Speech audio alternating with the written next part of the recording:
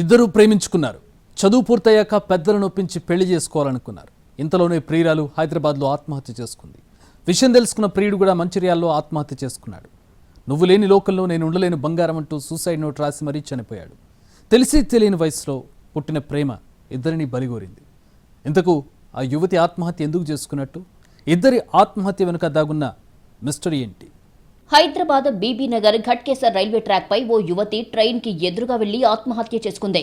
గమనించిన loco pilot railway పోలీసులకు సమాచారం ఇచ్చాడు.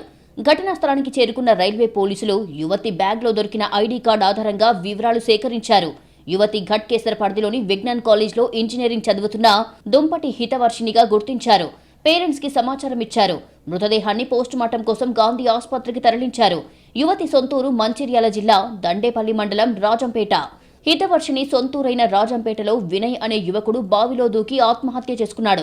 వినయ్ రాసిన సూసైడ్ లెటర్తో అసలు విషయం బయటపడిందే. హైదరాబాద్లో ఆత్మహత్య చేసుకున్న హితవర్షినితో కొన్నాళ్లుగా ప్రేమలో ఉన్నానని, తన ప్రియురాలు ఆత్మహత్య చేసుకోవడం తట్టుకోలేకే తాను ఆత్మహత్య చేసుకుంటున్నట్లు 3 పేజీల సూసైడ్ నోట్ రాసి పెట్టాడు. దాన్ని స్వాధీనం చేసుకున్నారు మంచిర్యాల పోలీసులు. లక్షటిపేట మండలం కొమ్ముగూడెం పంట పొలాల్లో ఉన్న వ్యవసాయ బావిలోకి దూకి ఆత్మహత్య చేసుకున్నాడు వినయ్.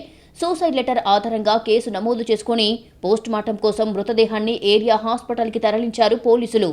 తాను ప్రేమించిన హితవర్షిని లేని లోకంలో తాను ఉండలేనని, పైలోకంలో హితవర్షిని ఒంటరిగా ఉండలేదని, అందుకే తాను ఆత్మహత్య చేసుకుని హితవర్షిని దగ్గరికి వెళ్తున్నాను అంటూ లెటర్లో రాశాడు వినయ్.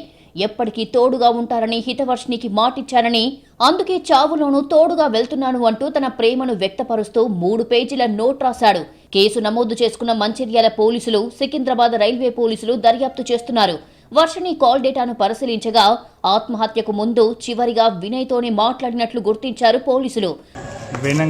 వినయ్ బాబు దండపల్లి మండలం రాజంపేట విలేజ్ చెందినటువంటి 20 సంవత్సరాల అబ్బాయి క్యాస్ట్ కుమారి అనే వ్యక్తి ఈరోజు మధ్యాహ్నం పూట 2 గంటల ప్రాంతంలో వెంకట్రావుపేట శివార్లో ఉన్నటువంటి బుచ్చేపల్లి గ్రామ శివార్లో ఉన్నటువంటి ఒక వ్యవసాయ భవనంలో దూకి ఆత్మహత్య చేసుకోవడం జరిగింది.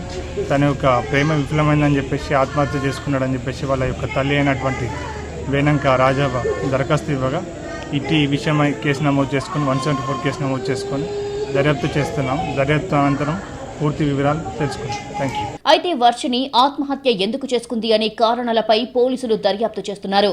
వీరి ప్రేమకు పెద్దలు అంగీకరించకపోవడం వల్లే ఆత్మహత్య చేసుకున్నారా, ఇతర కారణాలేమైనా ఉన్నాయా అని పోలీసులు విచారిస్తున్నారు.